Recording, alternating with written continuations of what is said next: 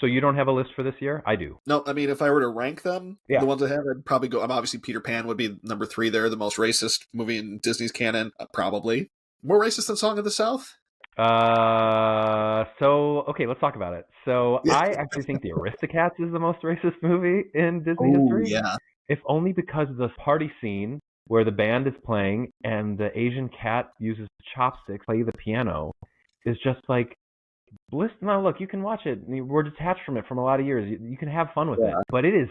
I'm watched. I have Asian relatives, and I was like, I don't know if I'd want to watch this with them. Peter Pan, that song is insane. It's truly insane. And then the thing about Song of the South, why I'd say both Peter Pan and Aristocats is more racist than Song of the South, is yes, Song of the South is in post-antebellum South, Yeah. but it's sort of approving of Jim Crow era America and saying that like slaves might have enjoyed being slaves, which is despicable. Why you don't see that one anymore? Right. But I'm genuinely shocked that and they put the warnings on Disney Plus ahead of time. Yeah. But I'm genuinely shocked that at least at those scenes, which also don't really do anything for the movie, are still in the movie. Yeah. Okay, so where would you put the other two? It's really tough between the two because I love them both, and they're both they're so different. When I did it this morning, I had Tokyo Story 2 and From Here to Eternity number 1. Now I feel like maybe I'd flip that, but I mean, either way, I highly recommend both of these movies. I think they're probably amongst the best that decade. The 50s has a lot of great movies, but yeah, both get a hearty recommendation from me.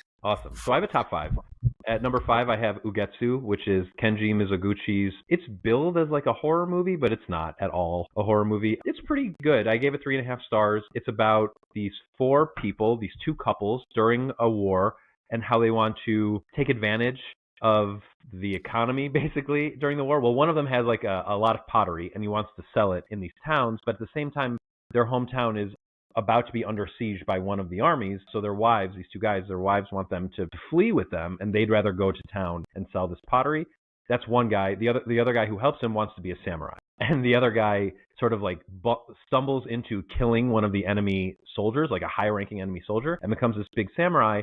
And then the movie is about like the fallout from those decisions, like what happens to their wives and their children and their village. It's a great concept. I was a little left cold by it. There's a bit of ghost story stuff going on, but I didn't think any of that stuff was particularly interesting. The more interesting stuff was the familial stuff. The number 4 is Roman Holiday. For those who don't know, this is Audrey Hepburn's breakout role. The movie says introducing Audrey Hepburn. She'd been in movies before this, but this was her first starring role. I guess the story there is that Gregory Peck thought he would look like an ass if he was billed ahead of her because she was about to be a big star. So he insisted she be billed first, even though he is the main character in the movie. And the only way to do that was by saying introducing, which I don't buy it, because that also usually goes at the end of credits. Yeah. Anyway, great movie about Audrey Hepburn's a princess. She is annoyed about being a princess. She runs away for a night. Gregory Peck is a journalist who wants to get the scoop on her life, and he has a bet going with his editor that he can get it. It's like a lot of money by the standards of the time. And then they end up having like a really fun night together, the 2 of them, Peck and Hepburn. Mm-hmm. It's a really sweet romantic comedy. Has one of the best endings of any romantic comedy I've ever seen. Not a happy ending in the traditional sense. And you're not a big Gregory Peck guy either.